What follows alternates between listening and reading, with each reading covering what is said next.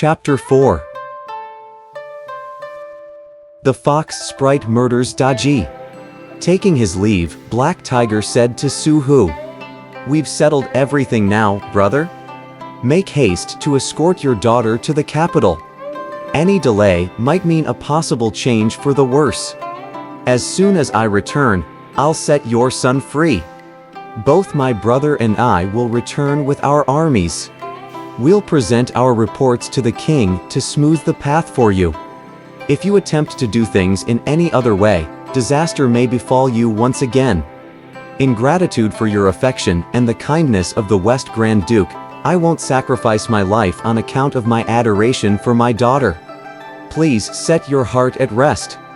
I'll certainly set off as soon as possible." Su Hu reassured him. "But my only son's in your camp. Would you set him free, lest my old wife worry herself to death? Once again, I greatly appreciate your kindness. You needn't worry, brother. He'll leave as soon as I reach the camp," Black Tiger said earnestly. They then thanked each other once again and parted reluctantly. Black Tiger returned to the camp and sat down in his brother's tent. What a vile wretch the West Grand Duke is.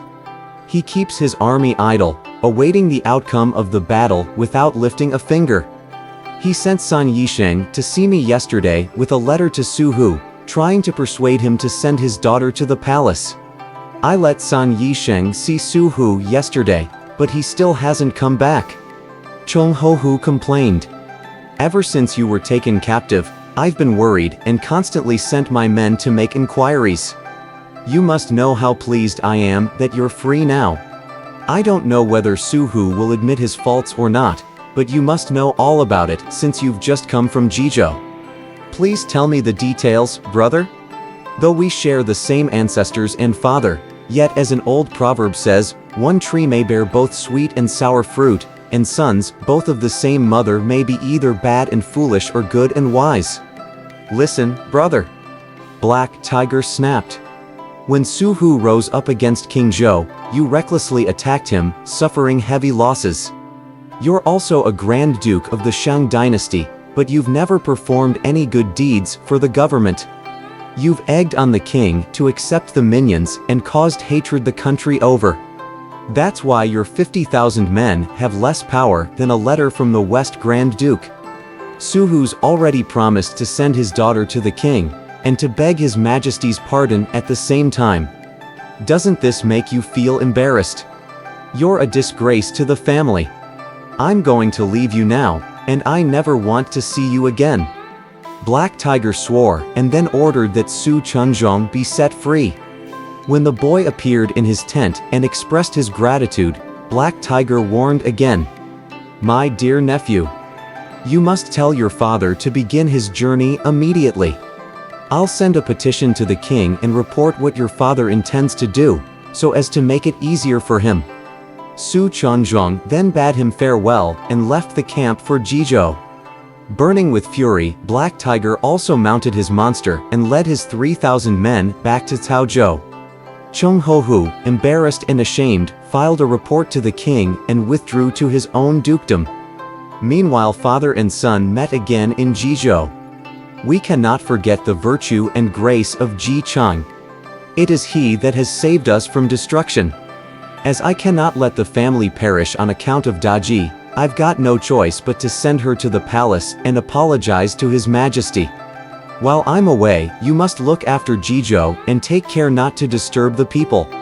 I'll return as soon as possible," Su Hu told his son.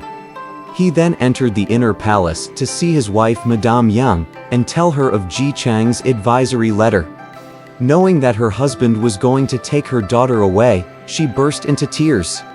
When Su Hu tried to comfort her, she said, "She's so delicate that I'm afraid she'll be unable to serve the king properly.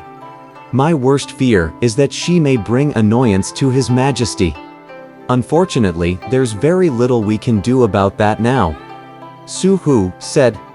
The old couple spent the whole night in despair and sorrow. The next morning, Su Hu mobilized 3,000 soldiers and 500 officers, made ready his carriages, and told Daji to prepare for the long journey. When she heard this, Daji broke down in a flood of tears and bade a sorrowful farewell to her mother and brother. She was beautiful, radiating as much sweetness and charm as peony blossoms dripping with dew. Though unwilling to be separated from each other, they were compelled to say their goodbyes at last. Madame Yang returned weeping to her bedchamber, while Daji stepped into her carriage in tears.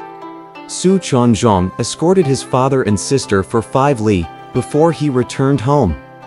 Flags and pennants led the long train, and Su Hu rode behind his daughter's carriage in order to offer her protection in case of emergency. Many days passed as they traveled over rivers and mountains until they came to Anzhou. Arriving at the courier station, Su Hu met the station officer. He asked the officer to prepare a room for his daughter. "I should tell you the truth, sir," the officer replied. "About 3 years ago, an evil sprite appeared here, and ever since then, not a single honorable guest passing through this area has taken up residence here.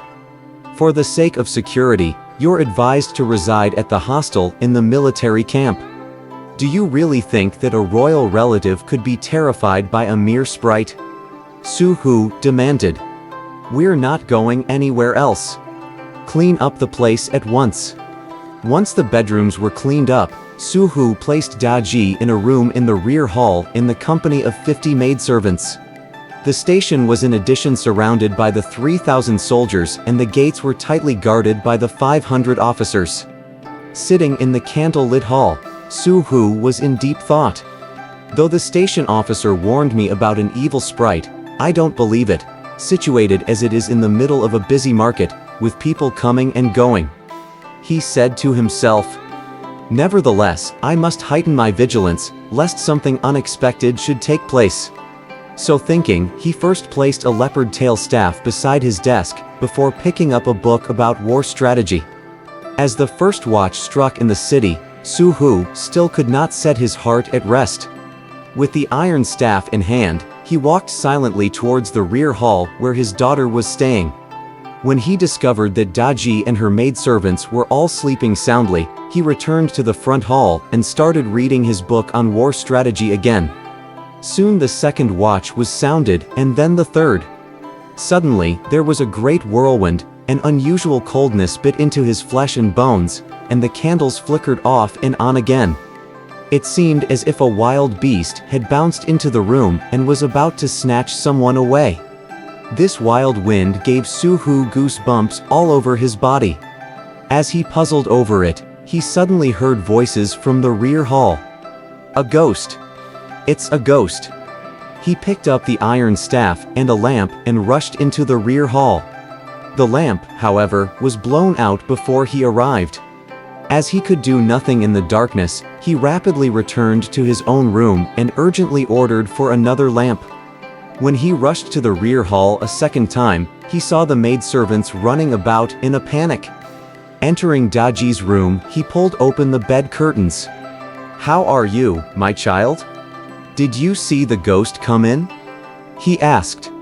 "I was dreaming when I heard the cries, but when I looked up and round, I saw only you coming in with the lamp in hand. I haven't seen any ghost. Thank heaven and earth that you were not terrified. Rest easy, my child." Saying goodnight, Su Hu returned to his own room and remained on watch through the rest of the night, not daring to sleep for even an instant. What Su Hu did not know was that the woman whom he talked to was none other than the 1,000-year-old female fox sprite. During the few minutes it took him to return to his room for a second lamp, the fox sprite had sucked out Daji's soul, and then occupied her body. Her purpose was to seduce King Zhou and overthrow the Shang dynasty, as goddess Nu Hua had ordered. Su Hu could not sleep that night, yet he was satisfied. It's lucky that the future concubine of the king wasn't alarmed at all. He thought to himself, "This must be a blessing from heaven, earth, and my ancestors. Otherwise, I would be accused again of offending the king and would never be able to explain myself." At dawn, they set out from Anzhou, traveling by the day and resting by night. Several days later, they forded the Yellow River and arrived at the capital, camping outside the city. Su Hu sent a messenger to the royal court to announce his arrival. Hearing the report, Prince Huang Feihu realized that Su Hu had changed his mind about his daughter. He sent a messenger of his own to tell Su Hu to station his troops outside the city, but bring Daji in and put her up at the Golden Reception House. But Fei Zhang and Yohan were displeased, as Su Hu had brought them no gifts. That treacherous thief Su Hu. They commented. He hopes to atone for his crimes, but the royal wrath or joy are subject to our influence, and it is we that decide whether he should live or die, be rich or poor. Yet he seems to have no regard for us at all. In the Dragon Virtue Court the next day, Fei Zhang stepped forward and knelt before King Zhou. Su Hu's here to offer his daughter. He's awaiting your orders outside the palace. At this the king exploded in a great rage. That common oaf. When he offended me that day, I decided to put him to death at once, but then I took your advice and sent him back to his territory. He cried out. However, he showed no appreciation for my generosity, and wrote that poem. He insulted me so shamelessly that I must put him to death tomorrow. Such is the law of this land.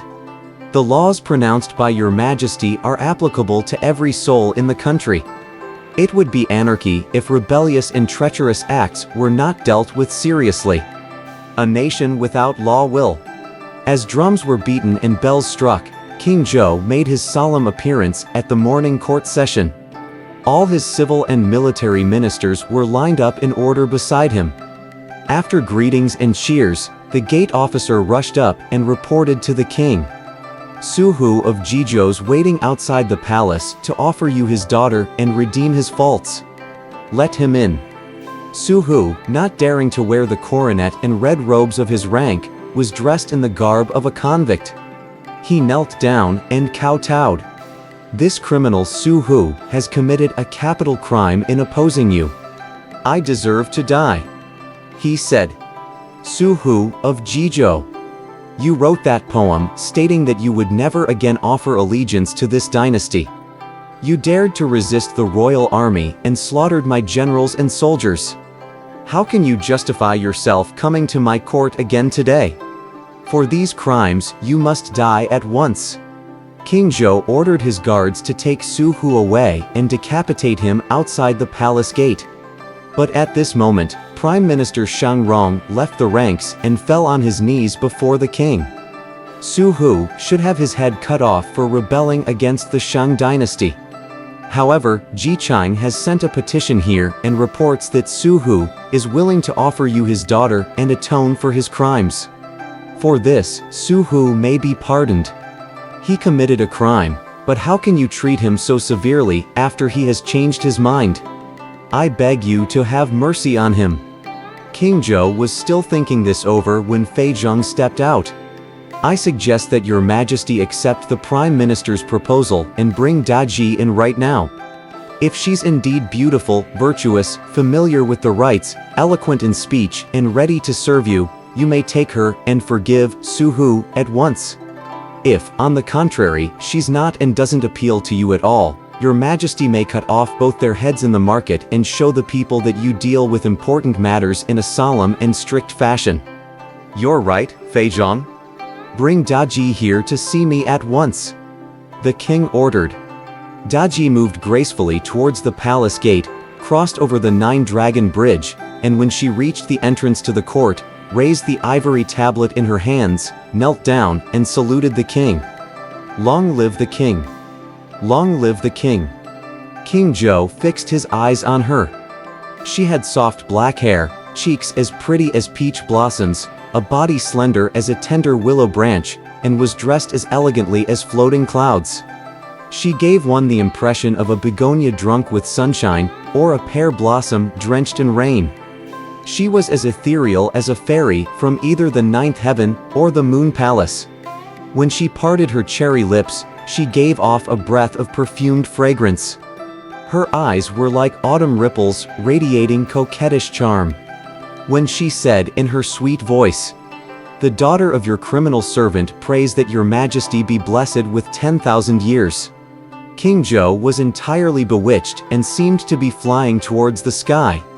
His body went limp, his ears grew hot, and his vision blurred. He could hardly control himself. He stood up and ordered, "Rise, my beauty. You may stand." Turning towards his palace maidservants, he said, "Lead Lady Su to the Fairy Longevity Palace and await my arrival." And then pronounced, "Su Hu's whole family is now pardoned. Su Hu is restored to his original rank, and as a royal relative he's granted an extra monthly allowance of 2,000 picles of rice. He's to be entertained for 3 days at the celebration court, and escorted back to Jizhou by 2 civil and 3 military ministers." Su Hu knelt down and thanked King Zhou, but the ministers, seeing the king's blind passion for women, were extremely displeased. The king rose and returned to his palace, leaving no chance for them to give advice.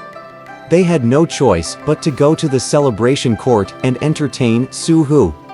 King Zhou returned to the Fairy Longevity Palace, where he banqueted with Daji, and then spent a passionate, blissful night in her company. Their love developed swiftly, and King Zhou began to spend all of his energy and time taking pleasure in her. He lost his patience for state affairs and his civil and military officials, and mountains of reports, petitions, and other documents piled up awaiting his decision. None of the 800 marquises had a chance to discuss urgent matters with him, and orders ceased to be issued from the palace. The kingdom rapidly sank into chaos. If you wish to know what happened after that, please read the next chapter.